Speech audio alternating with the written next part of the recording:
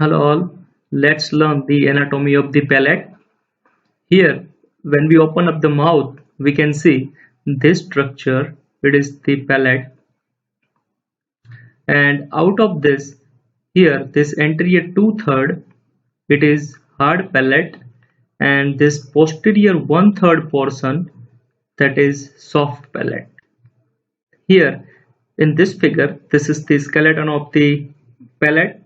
We are able to see only hard palate here in this anterior two-third portion, and this portion it is the hard palate, while the soft palate it is somewhere dangling down here. So this palate is arched anterior-posteriorly as well as from side to side. Here in this figure, we can appreciate this is tongue, this is nose, and here this is the hard palate, and this structure which is attached to the posterior border of the hard palate and it is dangling down, that structure it is the soft palate. This hard palate it is made up of this palatine process of the maxilla of the both the sides, and on the posterior portion it is formed by these horizontal plates of the palatine bone on the both the sides. So this is palatine process of the maxilla, and this is horizontal plate of the palatine bone. Here one suture is there, and this suture it is the intermaxillary suture, and this suture it is called as palatomaxillary suture. We can see on the posterior one-third of the hard palate there is one foramina, and this foramina is the greater palatine foramina, and few small foraminas are there somewhere here, and these foraminas are the lesser palatine foraminas. This just in front of the posterior border of the hard palate there is one crest, and this crest it is called as the palatine crest. So the hard palate is situated between the nasal cavity above and the oral cavity below. So it has one superior surface, that is upper surface, which is lined by this epithelium of the nose. It is lined by the pseudostratified ciliated columnar epithelium. While this lower surface, it is also covered with the mucous membrane and it is lined by the stratified squamous epithelium, which is non-keratinized in nature. Now the posterior half of this hard palate, within the mucosa there are numerous mucus secreting glands are present. This hard palate lies at the level of the axis vertebrae in case of the adult, while it is situated between the skull and the atlas vertebrae in case of infant. So in case of infant, this hard palate is little bit situated higher side.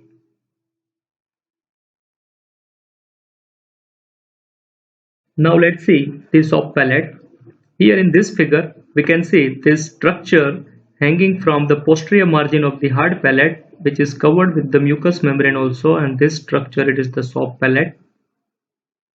And this soft palate it is situated between this nasopharynx as well as this oropharyngeal part of the pharynx. The soft palate it is formed by in the anterior one-third by the fibrous tissue, in the middle one-third by the muscular tissue, and the posterior one-third by the glandular tissue. So it is a mucus covered fibromusculoglandular curtain which hangs from the posterior margin of the hard palate, and it extends backward and downward between the nasal and the oral parts of the pharynx. The movements of the soft palate helps in deglutition, speech and blowing air. the presenting parts of the soft palate. When the soft palate is relaxed, it has one anterior surface, one posterior surface, and having four borders. This is the upper border, this one is the lower border, and two lateral borders are there. Here in the other figure we can appreciate the parts of the soft palate. So in this figure, this posterior 1/3 portion, it is the soft palate, and when it is relaxed, it has one upper border, one lower border, which we are not able to see here, and this surface, this is the anterior surface, and here the upper border, it is attached with the posterior border of the hard palate, while the two lateral borders, they are communicates with the pharynx on each side. When we see this anterior surface of the soft palate, it is concave, looks downward and forward, and presents an median raphe. The surface becomes inferior when the soft palate gets contracted. This posterior surface of the soft palate, it is convex and directed backward and upward, and forms the anterior boundary of the pharyngeal isthmus. So here somewhere the pharyngeal isthmus is present. It is the part of the pharynx lies between the nasopharynx and oropharynx. Now this lower border of the soft palate, it is free and presents an midline conical projection, and that projection, it is called as the uvula. So here this is the uvula, and from the base of the uvula, so this is the base of the uvula and this is the uvula itself. From the base of the uvula, two mucous folds extend downwards on each side, and the first one, anteriorly situated mucous fold, which is going to start from the soft palate and reach up to the tongue, and that is the palatoglossal arch. And the second fold, which is passes behind and connect the soft palate with the pharynx, and that is the palatopharyngeal arch. Between these two arches, the tonsillar fossa lies, and within the tonsillar fossa, the palatine tonsil lies. Now let's see the composition of the soft palate. Here, the soft palate, it is lined by the bilaminar mucosal fold, and this mucous fold, it is lined by the non-keratinized stratified squamous epithelium, except in this area where the upper part of the anterior aspect of the soft palate, which is going to form the floor of the nasal cavity, which is lined by the pseudostratified ciliated columnar epithelium, which is the epithelium concerned with the nose. Now within the soft palate, we will find one flattened palatine aponeurosis, which is actually the flattened tendon of the tensor veli palatini muscle. And this palatine aponeurosis, it is going to attach with the undersurface of the hard palate at the palatine crest. On the both the side of the palatine aponeurosis, we will find the layer of the muscles, which we are going to discuss in detail soon.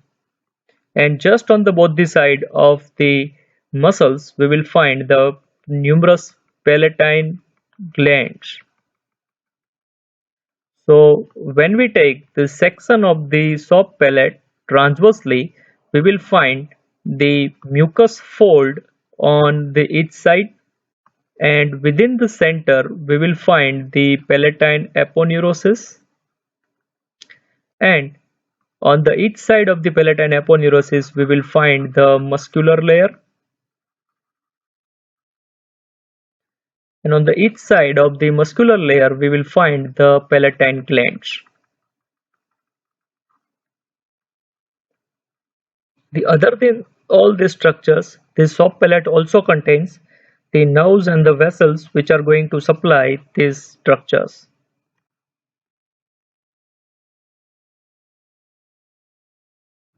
Now let's see the muscles of the soft palate. Muscles of the soft palate are five pairs, and they include the tensor veli palatini, levator veli palatini, musculus uvuli, palatopharyngeus, and palatoglossus. But before going into detail of the muscles of the soft palate, let's see some important features within the base of the skull. Within the base of the skull, here we can appreciate this is the hard palate, and this bony plate, it is the medial pterygoid plate, as well as this is the lateral pterygoid plate. And from the medial pterygoid plate lower end, there is one projection passes towards the lateral side. Here this fossa, it is called as the pterygoid fossa, and just near the upper end of the medial pterygoid plate there is one more fossa, and this fossa, it is called as a scaphoid fossa. Just near to the scaphoid fossa, this foramen, it is the foramen ovale, and this area is the petrous part of the temporal bone, where somewhere here the apex is lying, and just near the apex we will find one lacerated foramen, and this lacerated foramen, it is called as a foramina lacerum. Now within the inferior part of this petrous part of the temporal bone, just near the apex there is one canal, and this canal, it is called as the carotid canal, and through this carotid canal the internal carotid artery enters inside the skull. One more bony projection at the greater wing of the sphenoid bone, and that lies somewhere here, and this bony projection, it is called as the spine of the sphenoid. One sulcus is also present somewhere here, and this sulcus lodges the cartilaginous portion of the auditory tube, and this sulcus, it is called as the sulcus tubi. The sulcus tubi lies between the sphenoid bone anteriorly and petrous part of the temporal bone posteriorly. Now within the hard palate we can find one crest like portion here, and this is the palatine crest, and just near to the palatine crest we will find one foramen, one on each side, and that foramen, it is the greater palatine foramina. And just posterior to the greater palatine foramina, so many numerous smaller foraminas are present, and they are called as a lesser palatine foramina, what we have already discussed. And here this structure, this is the posterior portion of the nasal septum, and lower part of this hard palate, this projection, it is called as the posterior nasal spine.